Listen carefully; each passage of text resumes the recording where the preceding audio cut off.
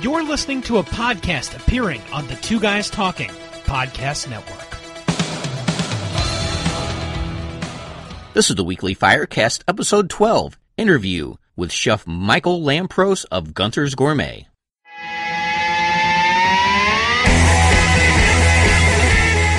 Strap yourselves in. It's time for the weekly Firecast. This is the podcast for all foodies, those who love food that is cooked over a fire or feels like fire in your mouth. You love spice, smoke, sauce, and all things savory. This is the show for you. And now, here's your host, chili head and barbecuer, Scott Roberts.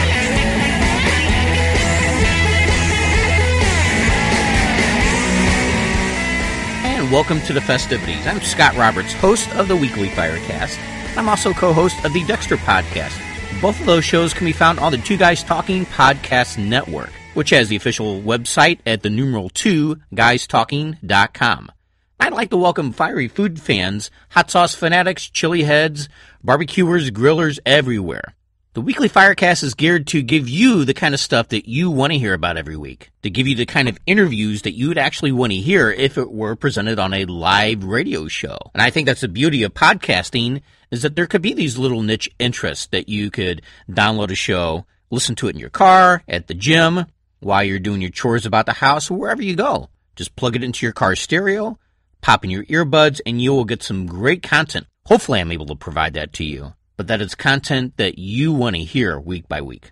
So I'm thrilled and I'm honored that you decided to download or subscribe to this podcast to let me talk to you for a little while. And those of you who are really new to me, I'm Scott Roberts. I've run a blog for about 5 years at scottrobertsweb.com. I'm a longtime chili head and hot sauce reviewer. I'm a complete fanatic when it comes to tasting sauces for hot sauce and barbecue, putting seasonings, just trying different things out, experimenting in the kitchen. And not only am I an aficionado of heat, but I love intense flavors as well, boldness, intensity, things that will just pop right off your tongue and make you go, wow. That is what I'm after. And no matter what you listen to in the show or read on my blog, that is my vantage point. That is where I come from. The best taste and frequently a good amount of heat to go along with it.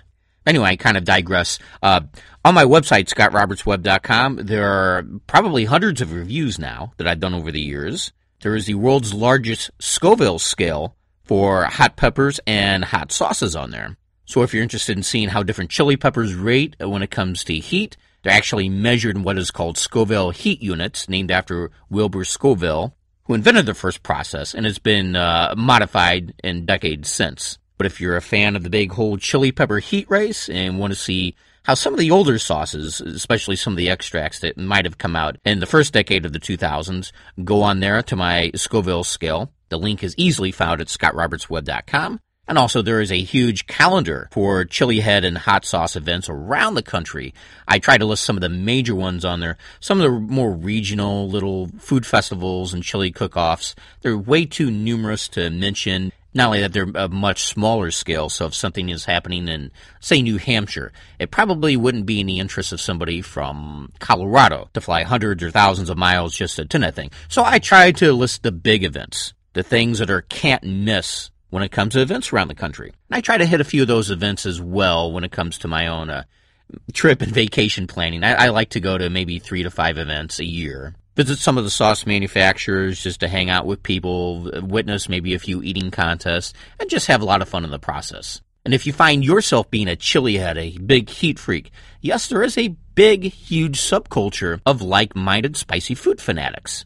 And it's a great community to be a part of. So it's definitely worth a look if you want to attend a spicy food event somewhere around the United States. So again, just go to my calendar page at scottrobertsweb.com and see if there's something in your area, something that might fit your schedule next year. And definitely look into taking a couple days off from work, taking a weekend trip and attending. And who knows, I might even meet you.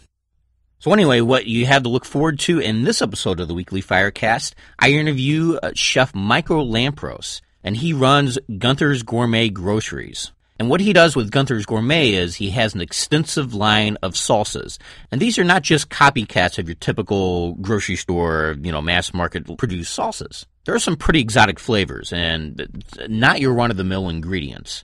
Several of them I think are outstanding, A few I think are so-so, but that's just the nature. You can't please everybody. But he's definitely worth a look. He also has 3 different marinades and vinaigrettes, which are outstanding. So I always like to talk to people who are just a little outside of the norm, and Chef Mike Lampros certainly fits that bill. When it comes to flavors, he's very, very good at it. Not only that, he's one of the nicest guys in the industry. So I'm very pleased to present that interview for you in just a few minutes. And coming up in just a few seconds, I review Trader Joe's Habanero hot sauce. So kick back, relax, and enjoy the rest of the show. And now, the review of the week. Now, I like to frequent the little grocery store, Trader Joe's. If you don't have one in your area, you don't know what you're missing. They have all kinds of kind of odd food off the beaten path that your major, huge supermarket chains have. And so I like to try different things. They have all kinds of snacks and crackers and sauces. And one that I just happened upon, this is probably about a year ago, was their Habanero hot sauce. And let me tell you, this stuff is actually pretty hot. Let me just read the ingredients list real quick. Contains water, habanero chilies, vinegar, onion, sugar, garlic, salt, sunflower oil, and xanthan gum. Of course, I just mentioned the first ingredient was water. This is actually a very thick sauce considering that it has water in it. I could never have guessed. It's probably just to loosen some stuff up. It's a nice deep orange sauce. Contains nice shreds of peppers and seeds. It's very thick. It adheres to your food very well. It has a decent taste. Pretty much the standard pepper taste, that kind of really tart, citrusy flavor with a little bit of garlic thrown in there to add some complexity to it. Not bad at all. I would say in a pinch, this would make a very good table sauce. And of course, the heat, it's probably a good at least 3 out of 5. So even the extreme chili heads, will probably dig this. It will provide just enough heat to add a nice little bit of burn to your meals. And those I like to consider mild mouths, they definitely would call this a very hot sauce. But pretty good stuff all around. Can't really complain about it too much. Not the greatest thing I've ever had, but, it's still good enough for me to give this 3.5 stars out of 5. And you could find this most likely at your Trader Joe's if you have one nearby. So if you're curious about this, go ahead and pick up a bottle. Not too bad. And now, the Fire Talkers interview. Gunther's Gourmet is a Virginia-based company owned by Nick and Mike Lampros. The company was named after Mike's late dog, Gunther. And today, both Nick and Mike work hard at creating new flavors. Of course, their product line includes several different salsas and now dips, and also some marinades and vinaigrettes. So I was recently able to sit down and chat with Chef Mike over the phone via Skype to talk to him about his company and his products. So without further ado, here is the interview. All right, I'm talking tonight with Chef Michael Lampros of Gunther's Gourmet. How you doing, Mike? I'm doing great, Scott. How you doing? Fantastic. So what you been up to lately? Just growing the business. Gunther's is growing at a pretty good clip, and we're just coming out with new flavors as we can, which we're not that fast at doing, but when we do it, we try to do it right, and picking up new chains. So we're pretty happy with our growth in this economy, and, every day try to sell one more bottle than the next. Well, there you go. Now, how did you get your start initially? Well, I was a private chef. My last job was Reynolds Metals, which obviously is the Reynolds aluminum foil. I was their chef in their headquarters, in their executive dining room. And while I was there, I was going to enter a contest with one of my flavors. And my brother read the fine print. He's the lawyer, and he's working with the company now as well. And he's like, the reason they have these contests is to get like 10,000 recipes, and all they have to do is give a first place of Calphalon pan, second place of a subscription to some magazine, and then they have the rights to all that. He says, as soon as you enter your product, you lose your rights. Why don't you just bottle it yourself? Mm-hmm. And that was that. And I just kind of, was talking to other chef friends one night at a bar and kind of made a bet that I couldn't bottle something. And then, well, here we are, And it started out as a side gig. I made the orange balsamic. That was the first thing we made. It's our marinade and vinaigrette. And, ever since then, it's just, we'll make another one. We'll see what's going on. In about 2000, we started this in like 2000, 2001. 2007, I'd say, is when we went full-time with it, when I quit my job and just started doing this full-time. Now, you mentioned the orange balsamic vinaigrette and marinade was your first. Did you start with all the vinaigrette and marinades first, or were they kind of integrated, I guess, with the salsas, too, as you kind of developed them chronologically?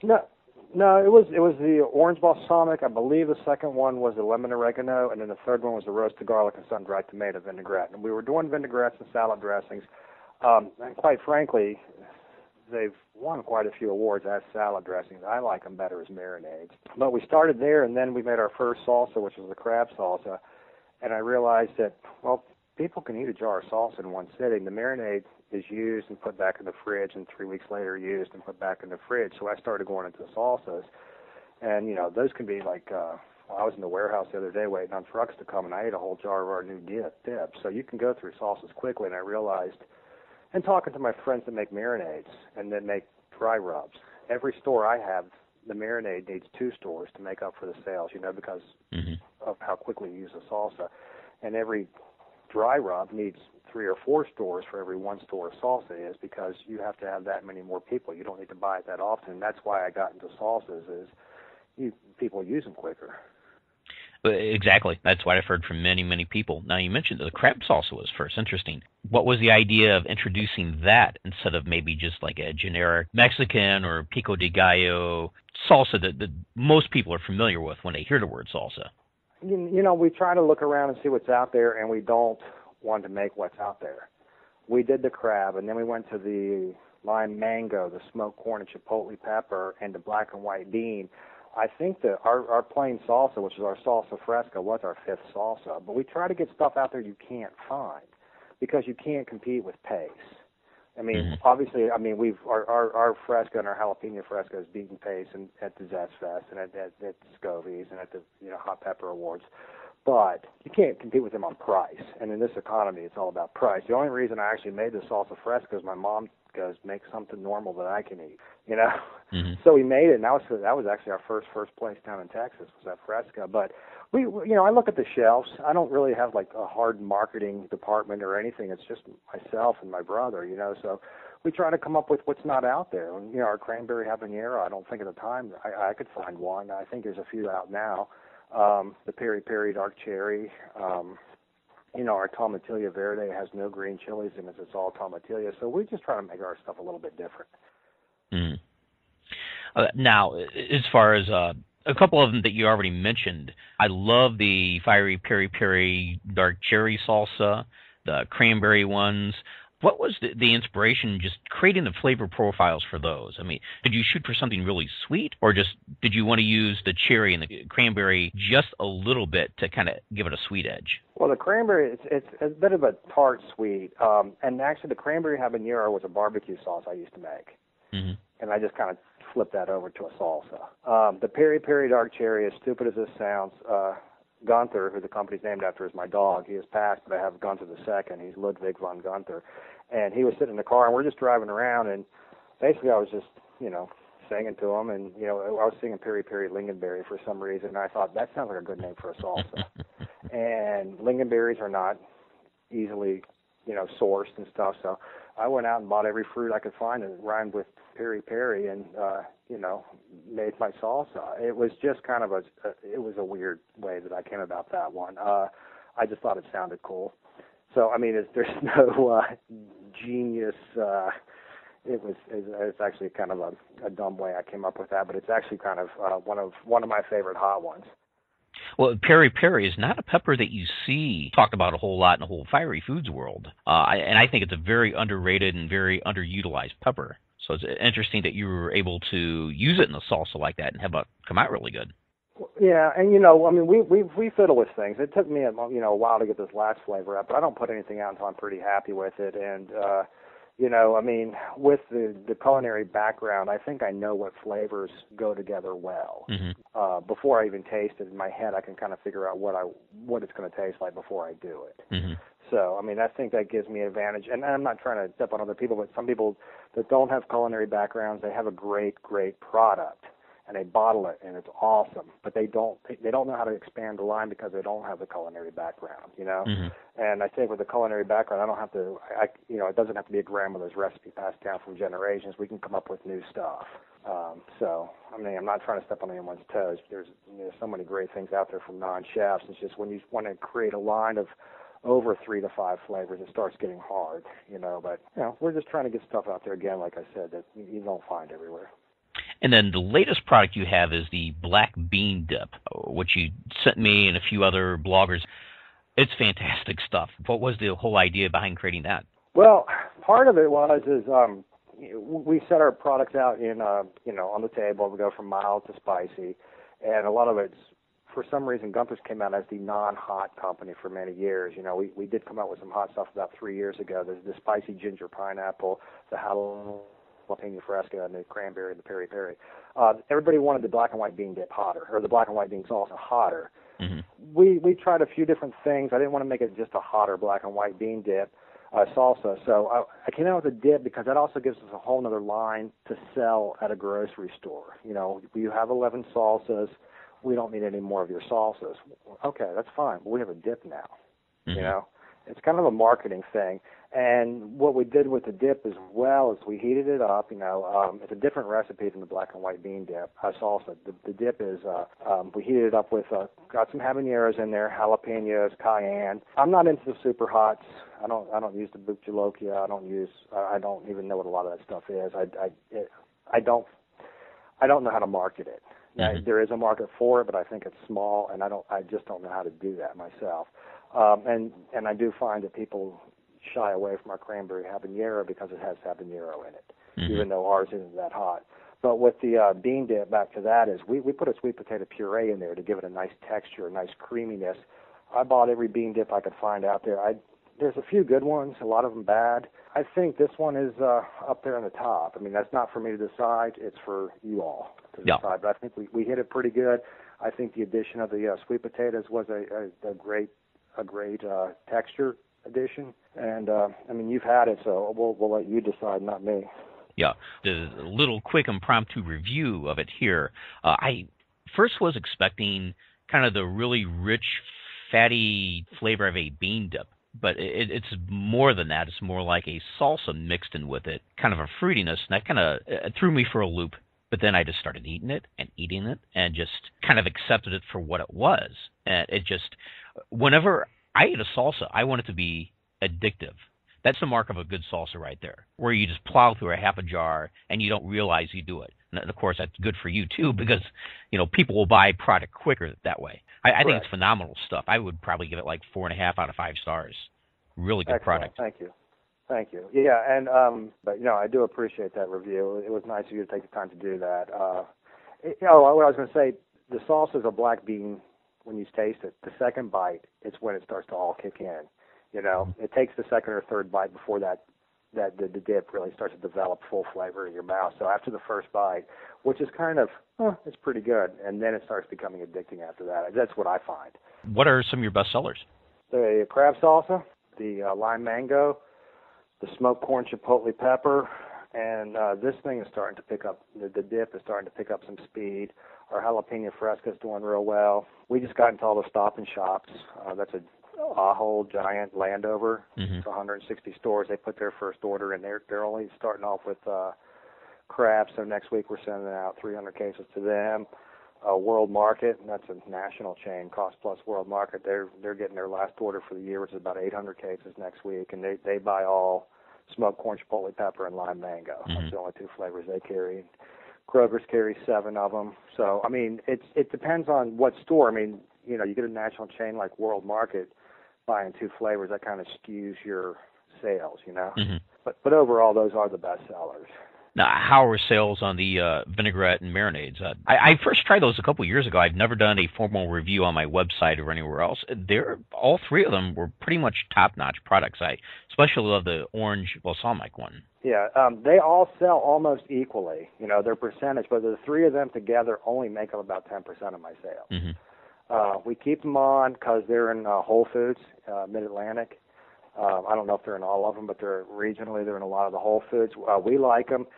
The orange balsamic just took a second at the Scobies recently. The last 2 years, they swept the hot pepper awards. Mm-hmm. They swept the Zest Fest 2 or 3 years ago. They do well. It's just, again, they're good. They're a hard sell at the shows because you have to explain them to people, like with what they're good on, how you use them. They're not hot at all. So, a lot of these shows that I see you at are fiery food shows. So people... yeah, totally understandable. They're not impulse items. They're not just a hot sauce. You take a little taste of it. Let me buy a bottle.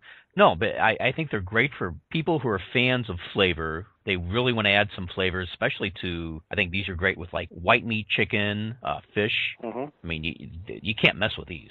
Right. Yeah. I mean, and they're simple. We try to. All of our sauces are fat-free, low sodium, no cholesterol. The marinades are also low sodium. They're not fat-free because I do use extra virgin olive oil in there and stuff like that. But we try to make them as heart healthy as possible, as one-step use as possible. It's just you have to explain this to people. We also have a cookbook on our website with about 100 recipes, and they're simple. You don't need special equipment, so you can go on the Gunther'sGourmet.com, go to our recipes, and there's also a picture with some plate presentations. And as I do all the recipes, I do all the pictures, I do all the plate presentations. You can tell when I first started doing it, and as I get further, the pictures are getting a little bit better. But that's the way we also try to promote our products, is through the recipe book. Is how do I use it? Well, go to the website. Check out the recipes. We'll make cooking easy and fun. What are your personal favorite products to eat? That was a question asked the other day, and I think it's become that new bean dip. Before that, for my mild, I like the black and white bean. My medium, I like our jalapeno fresca, and our hot, I like the peri peri, our cherry. And our marinades, I like the lemon oregano. That's kind of the flavors I grew up with as a Greek, in a Greek family, is the lemon oregano chicken. It's just a very kind of Mediterranean flavor, and it's good on a lot of things that I like. So those are my favorites lately. I've been quite frankly plowing through that black bean dip. It's probably killing my profit margin, but that's okay. We made it about 3 weeks ago. We made a pallet, which it wasn't a full kettle, but we got about 130 cases, and I should be getting another pallet in about 150 cases next week. So I mean, for the first 3 weeks, nobody knows about it, to sell that many cases, we're pretty happy with that. That's good. Well, I guess as long as you sell a whole bunch more, it'll increase those profit margins a bit more. Exactly. And in the first pallet too, there's always a lot of giveaways. I sent you some stuff. I sent Buddha and Brian and Marilyn some stuff, and you got to send out and get the word out about it. So the first is a lot of giveaways, neighbors, family, friends, and you're just excited about it too. Mm-hmm. Now, do you have a favorite single chili pepper that you like to use when it comes to either creating your products or creating personally when you cook a meal? I don't use a lot of chilies when I cook. I use a lot of people's spices when I cook. I've got a lot of volcanic. I use a lot of the voodoo ash from Cajun Heat, and I've got a lot of volcanic dust stuff in my thing. As peppers go, if I'm going to use peppers, I use a lot of jalapenos around the house. Fresh ones, I like to stuff them, fry them, and then the habaneros, I use cayenne as well. Again, my foot is dipped into the spicy food world. I like the Weekend of Fire. I like Zest Fest, and all that stuff. I don't personally like the super hots. It's just a little too much for me. So that's the habanero is one of my favorite peppers, but I use it judiciously in my cranberry habanero salsa. So I think you guys would give it about a 4 out of 10 heat-wise. I give it about a 6 out of 10, and then the chili heads give it like a 2. But it came out in 2009. It's got I think 11 awards already. So I'm more about flavor than heat. Well, definitely.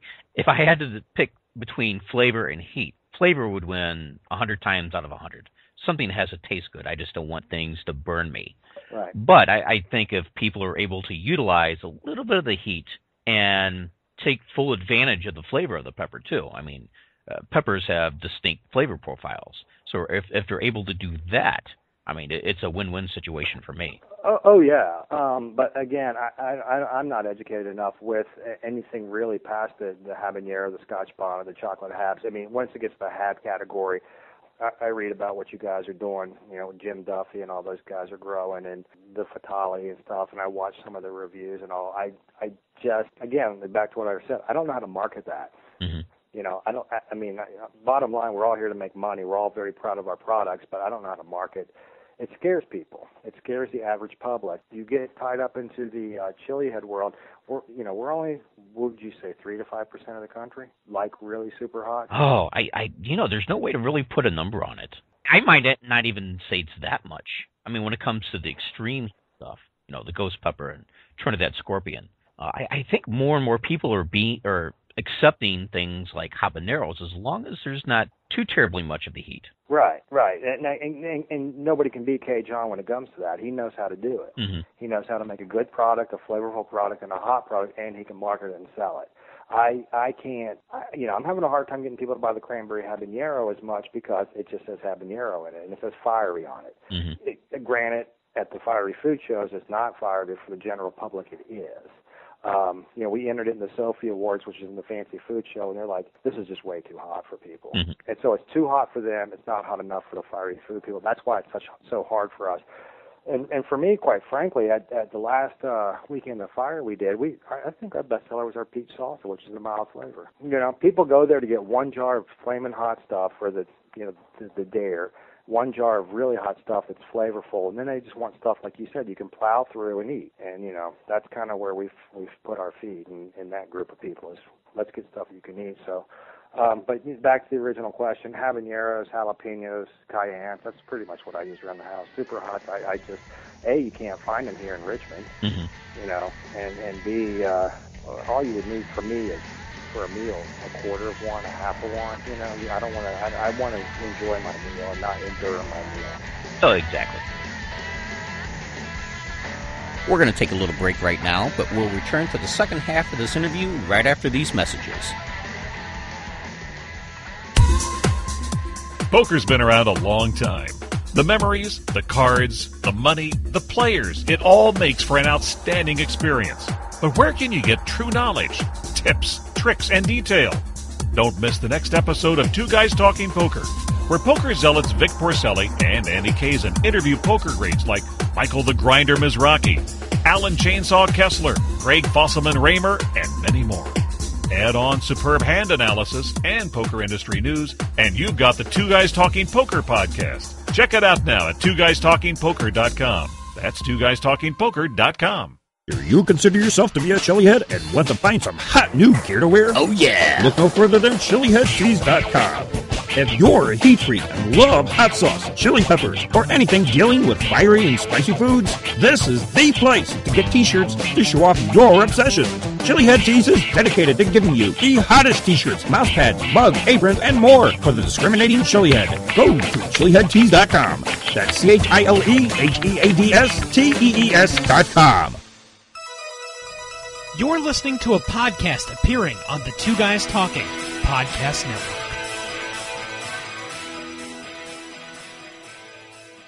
Having a friendly, relatable voice can make all the difference in your marketing efforts. Let Scott Roberts' voiceover be that voice. I can give you the goods, whatever your need is, whether it be for commercials, podcasts, voicemail phone systems and on-hold messages, business presentations, websites, audiobooks, and more. If you require a personable, real, down-to-earth voiceover artist, then look no further. You can find out more at scottrobertsvoice.com. I'm Bob Chrisman from the Galaxy Cast, reviewing each and every episode of The Clone Wars, sci-fi entertainment, and more on the Two Guys Talking Podcast Network.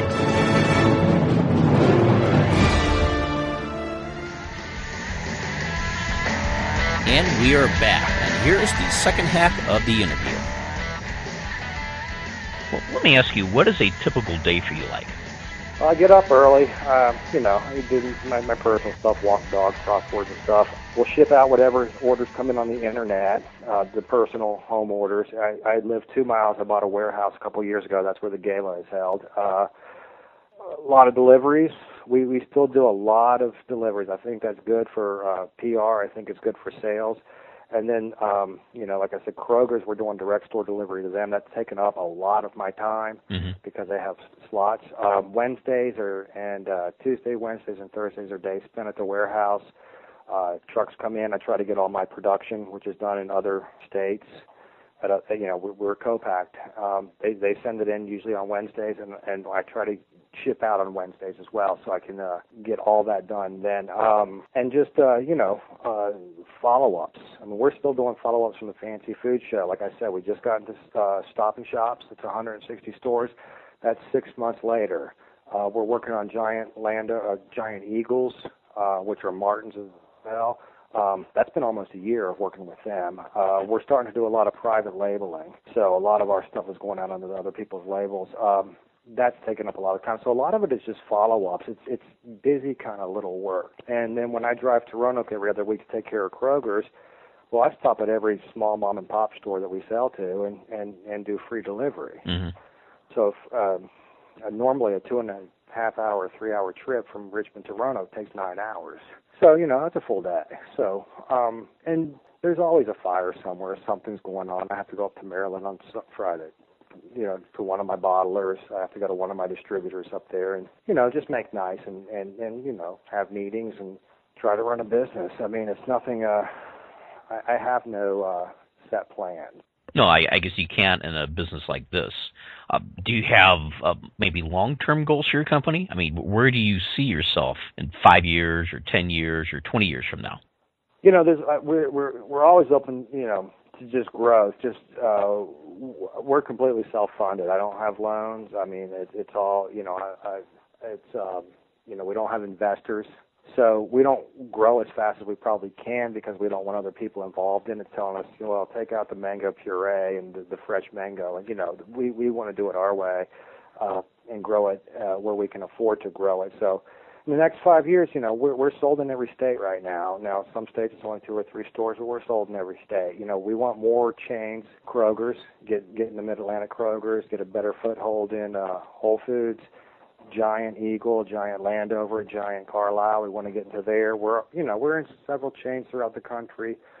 Grow it. You know, there's always a possibility, hopefully, of, you know, getting bought. Mm-hmm. You know, next week, the first 10 days of November, you know, we're going to I sell about 1,500 cases, and our cases are 12-packed. So you're looking at 18,000 units in 7-8 days, which is a lot for us. You know, that's probably more than our first year combined.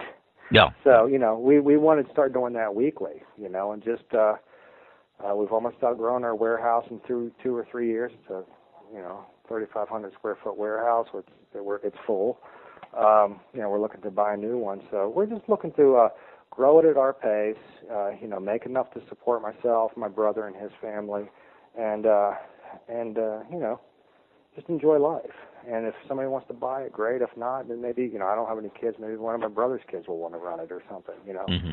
We'll just, it could be some kind of business that can be passed from generation to generation. My sister took over my dad's practice, but that's orthodontics. So you actually have to go to medical school to do that. You don't have to go to, you know, culinary school to run this business. You can just pick up on it. But, you know, we just want it to be a viable business to support the family, at the least.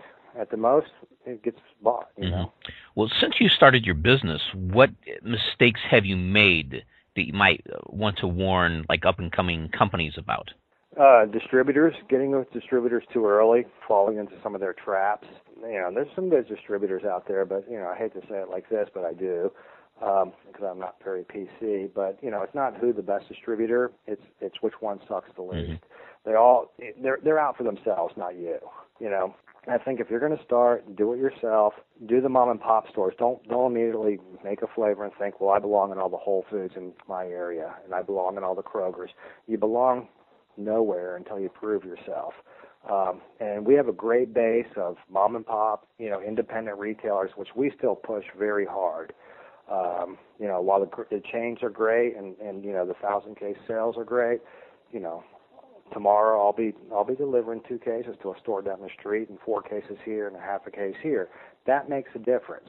It's product recognition. I'd rather sell one case a month to 100 stores than 100 cases a month to one store, because if you lose that one store, you go bankrupt. If you have 100 stores and you lose one, you've only lost 1% of your sales. Yeah. So it's building that base and not just getting out there and thinking, you know, I'm the best thing that's ever happened. You know, I've got something in a bottle. You show me respect. No, you have to earn the respect.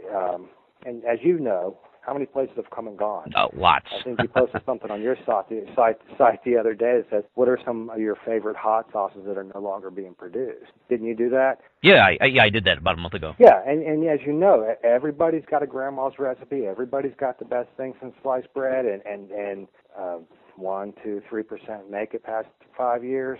You know, John's a good example of who's made it. I think, Crazy Uncle Jester's been around for a while. DEFCON's been here for 6 or 8 years. We've been around, for 10 years, but really full-time for 7 years. There's a lot of people that come and go. And I don't want to leave anybody out of that because there's a lot of great people.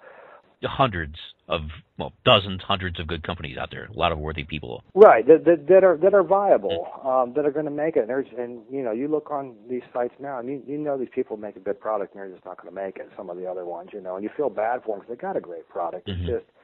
It's an industry that'll kill you. Yeah. So the mistakes are, don't get too big too fast, and don't think that you have the best thing in the world. You might, and I think I do, but I let you decide that. The best sauce out there is the one that person that is eating it likes the best. You just want to make it yours more often than not. The best hot sauce out there is not what you think it is; it's what the customer thinks it is. And you want to make yours the one that's picked more often than not, if that makes sense. So it makes perfect sense. Yeah. Shifting gears here, and I think both you and I had mentioned it a little while ago, was the Gunther's Gourmet Gala. For those who are listening to this and unfamiliar with it, why don't you tell everybody kind of what it's been the past couple of years and maybe what you have in mind for it next year? Well, about 3 years ago, I just, at the Zest Fest, at Weekend of Fire, every show I went, I was buying wing sauces. I love wings. I fry wings in my house a couple times a week. So I had a party, which was mostly for friends. I think the guys from I Love It Spicy came down because they're kind of local. And we just had a wing throwdown, basically. And we just drank beer, judged wings, and we started at mild and we worked our way up to hot. And it got kind of out of control. You try 30 wing sauces. Your flavor profiles are getting muddled. Plus, we were drinking quite a bit. Well, that turned into the next year of, let's actually have the producers come down and make it a little bit of a festival where the idea is more of a regional thing where I'll have 2 wing sauces, 2 salsas, Gunther's being one of them, 2 dry rubs, 2 hot sauces, 3 desserts. We have jewelry people there. We have people selling T-shirts. Gunther's buys the wings. We give away 80 pounds of wings. And the last few years has been Wise Wings have been there. The other wing people have backed out last minute for various reasons. I'd like to get another wing sauce person in there. But what we try to do is the first couple hours is get buyers. I bring all the people that buy Gunther's. I offer them a discount. You grab and go. And then my buyers can meet, say Wise Wings. And then he invites his buyers that I don't sell to, and they come and they buy from him at a discount, and they meet me and perhaps pick me up. So it's kind of co-oping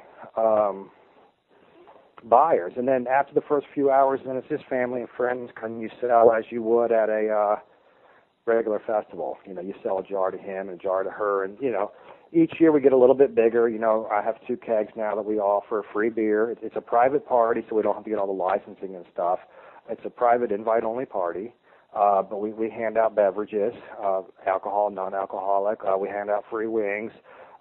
There's gift bags there that you can go around and buy stuff. And basically, it's just a networking opportunity. I am charging $35 now for a booth. That helps me out with the fees. I'm still, that covers about half the fees. Gunther's covers the other half. So I think it's a pretty good deal. And I know people like Dragonfire. Some of his biggest clients are from there. I know Wise Wings picked up some very good clients. I know the jewelry lady sells quite a bit. She's a neighbor of mine, actually, makes some really cool jewelry. And that gives... the guy wants to come drink beer and eat wings, his girlfriend can shop jewelry. If she wants to come, shop jewelry, he can eat beer and wings. So it's very nice, very social atmosphere. I think next time I need to get some new vendors in, because after 2 years of the same people, it's kind of, people want to see some new people. So we'll rotate people in and out. But so far it's been a very positive thing, and quite frankly, the bottom line, it's fun. Mm-hmm. It's fun. The camaraderie is there. It is more of a regional thing. I know that Buddha promotes it and you promote it, and people think it's, they're calling from California, the Midwest. I try to tell them don't come out for it because it's not, as of now, it's not that big and it's going to be a waste of money for you. But I think for regional, come on down and check it out. I would love to attend one of these events. Of course, the price of the airfare really doesn't cover the cost of it. Exactly. So, it's regional. But if you ever wanted to hold one and say, I don't know, maybe St. Louis, that might be a different story. Then it becomes unreasonable for us. It's what I'm saying. If you're in the region, I'm going to try to I try not to have it the same weekend of Peppers. Steve, I don't know him, but I've kind of know him online. He's having something up in New York. I'm trying not to conflict with that. NASCAR race and spring break, because we do it outside. There's always a chance of rain, which we got the end of the party last year.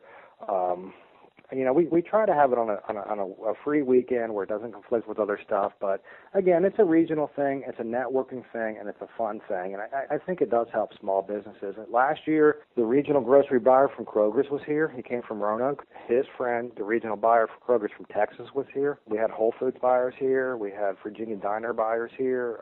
And then a bunch of independent retailers were here as well. So it's getting a little bit bigger each year, getting a little bit better each year, but I can't get it but so big because I am in a condo type situation. I don't want to irritate my neighbors, but so much, with trash, with parking and whatnot. So, it can only get so big. Yeah. Well, I would like to encourage anyone living in the Virginia area, whether you're a vendor or you just want to, stop by, have some wings, hang out, have some fun, to do that next year. Probably, would you say maybe April, May of next year? End of April, beginning of May, we'll do it again. There's a Spring Hill Suites. I can throw a rock from my warehouse and hit it, and they're starting to give us a discount of I think it's $70, $79 a night, which is the Spring Hill Suites are quite nice, and this is a newer one. So they're actually getting on the bandwagon too and giving vendors and people from out of town better rates. And, a booth fee of $35. If you can't sell $35 worth of stuff, then maybe you should, consider a different profession. But that helps out. And, again, we're giving away, market-wise wings. He cranked out 80 pounds of free wings, a couple of kegs. We had a beer distributor donate a lot of bottled beer for us. And, people are hopping on the bandwagon and realizing that it is a kind of a networking community thing. So they're helping kick in and make it better than I could do on my own. Mm-hmm. Buddha gave it the name Gunther's Gourmet Gala, so, I'm going to stick with it because it's good advertising for us as well. It's an alliteration, too. Yeah, exactly. Gunther's Gourmet Groceries is actually, the company's name is Gunther's Gourmet Groceries, which was good alliteration. Buddha switches to that, good alliteration. So, we'll stick with the all G's. Yeah, well, very cool. But anyway, I encourage everyone to take a look at the calendar page on my website at scottrobertsweb.com/calendar. And I'm pretty sure sometime very soon we're actually doing this interview Halloween night of 2012. So if you happen to be listening to this, November, December, early in 2013, take a look at my calendar page, and maybe a date will be set very soon. So, like I said, if you're in the Virginia area, it's something to definitely take a look into. Yeah, we'll pick it out in the beginning of January. I have to talk to people about spring break, see what the NASCAR race is, see when Steve's thing in New York and Peppers is going to be, and then we'll pick a date that doesn't interfere with anyone else. But, yeah, if you're within 3 hours, I think it's well worth the trip. People seem to really enjoy it. Well, very cool. Is there any other things you want to plug or mention before we sign out here? Yeah, we're shipping out, like I said, about 1,500 cases next week. Please pick it up in Stop and Shop, Cost Plus World Market throughout the country, Earth Fairs, Kroger's, wherever you see it, pick it up because, and other small companies, if you have a chance to buy between Pace, if it's not Gunther's, pick up somebody else that makes, some artisan producer. If it's not Tabasco, if you have a choice between that, pick up a Heartbreaking Dawn's or a Cajun Heat or somebody else. Support the little guy. It's a tough industry out there, and as we said earlier, a lot of people come with great products and they don't make it. So it's up to the customer to help us make it. So we do appreciate everything that you guys do for us. Oh, anytime. I love helping out the little guy, especially, and nothing against the big corporations, who make food. I mean, they have their place. They have their fans, but to me, it's just if you want real flavor, if you want diversity, support the local sauce and salsa makers. I mean, it's definitely worth it. Oh, yeah. I mean, I'm going online buying it from other people as opposed to just going out to my store and buying it. I have a shopping cart in my kitchen with stuff from around the country. So I try to do my share because people are doing it for us, and I can't thank everyone enough. One thing I want to ask you real quick, the 12-pack, the case of salsa, how much do you sell that for? You want to kind of give that a little... I think the salsa suitcase? The salsa suitcase, yeah. Yeah, we're going to do that, I think, online for $45. $45. Okay. Well, I encourage everyone who is a salsa fanatic or have one in their life. I mean, this would make a great Christmas present. Yeah. And you get 12 different kinds of salsa from Gunther's Gourmet. Something for everybody here. Yeah. You know, you may not be a big fan of one, but I'm sure there's probably 3 others that, you know, people would be a huge fan of. Right. So it's a great Christmas gift idea. Yeah, that just took a second place to Scovie's in packaging or something. Oh, it's so very I'm pretty cool. happy with that. But it's kind of a cool little kitschy little thing. We also do a 4-pack as well, which is much more reasonable. I think we're doing those for $18 online. For 4 salsas, you get to mix and match any 4 you want. We'll ship it out for you. And your website address is? www.gunthersgourmet.com. Excellent. Well, Mike, I appreciate you taking time out tonight to talk with me. No, thanks for choosing us this week. We do appreciate it. You know, like I said, it's people like you, you know, that really help get the name out about Gunther's and other companies in the same boat that we are. So we can't thank you for what you do for us. It's my pleasure. Oh, I'm sorry. We can't thank you enough. I said we can't thank you. Anyway, no, thanks a lot, Scott. I do appreciate it. It's good seeing you. I'm sorry I haven't been able to get on the road for shows lately, but I miss all the guys out there and ladies out there and the other companies. Hopefully, once things settle down for Gunther's, we'll get back out there and start, you know, enjoying the shows again. Well, look forward to seeing you. All right, you too. Mm-hmm. Okay, you take care. All right, thanks much, Scott. Appreciate it. You can find more about Gunther's Gourmet at gunthersgourmet.com. Or, as always, you can go to the show notes, which I always put up at weeklyfirecast.com or twoguystalking.com/firecast. Look for episode 12. And all the major links that I mention in each and every podcast episode are put up there for your convenience. And I give a big thumbs up to Trader Joe's Habanero hot sauce. Now, as far as I know, it's not available online, but if you have a Trader Joe's store nearby, it's most likely available for you to purchase. Now, you can go to Trader Joe's website at traderjoes.com, and I'm not exactly sure how they put it on there for the store locator, but take a peek and see if there is a Trader Joe's nearby, not only for the hot sauce, but for a lot of the other oddball products that you might want to buy. It's always worth a look. It's always fun. If you're a big foodie like me, I'm sure you spend a lot of time in a grocery store just taking a look at stuff, just seeing what's new, what's available. It's almost like a mini Candyland in a lot of ways.